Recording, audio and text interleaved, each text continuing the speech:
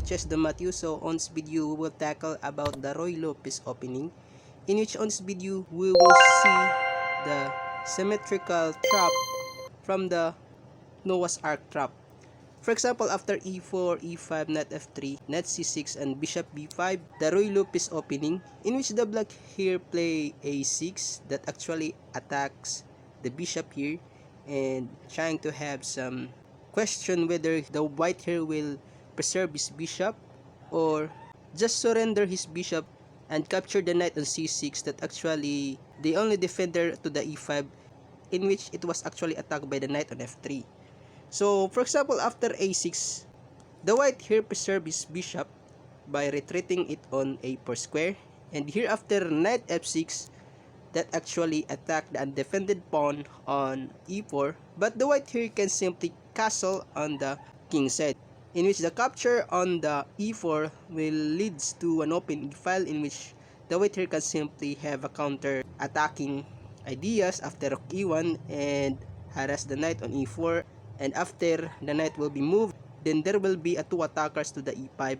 and so on the king on a8. So here after castling, the black here can actually cover first the e-file before capturing the e4 pawn. But here the white has an idea, for example after d4, in which it actually counter-attack the center, for example with d4 that gives two attackers to this pawn with pawn and knight versus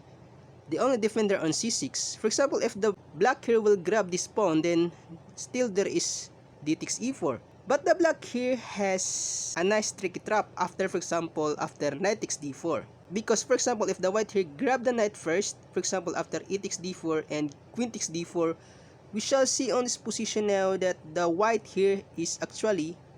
doing fine with unequal pieces on the board. But it is actually a blunder after queen takes d4. Because after b5, attacking first the bishop with the pawn, and after a retreat to b3, then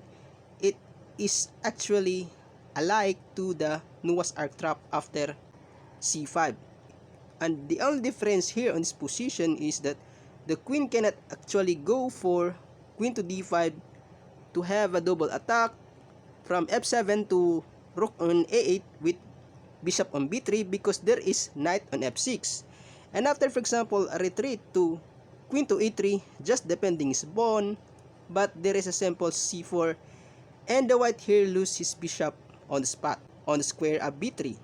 So going back, for example, after e4, e5, knight f3, knight c6, bishop b5, a6, the Roy Lopez opening, for example, after bishop to a4, here the black can do the same as the latter trap, for example, after d6, in which the d4 here for white will leads to the same trap, for example after b5, bishop b3, knight takes d4, knight takes d4, e takes d4, and queen takes d4, because there is a simple c5.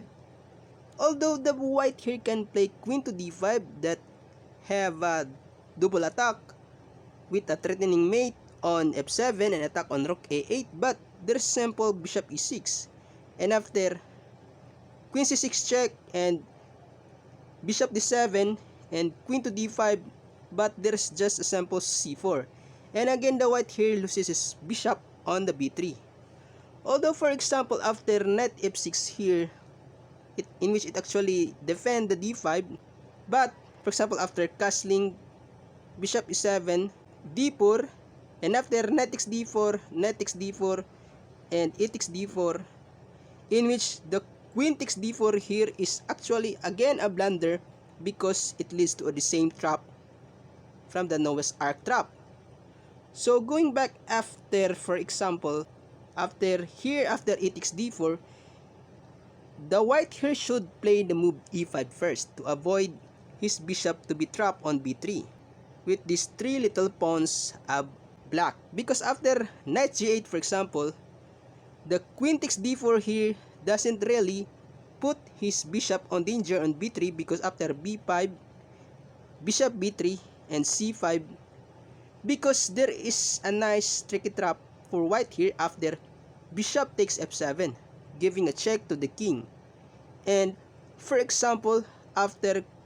king takes f7, but there is queen to d5 a double attack to the king with check, and an attack to undefended rook to the a8. So for example, after e takes d4 here, in which the queen takes d4 here actually leads to a trap on the Noah's Ark trap. And for example, after b5 on this position, the e5 here on this position doesn't really work.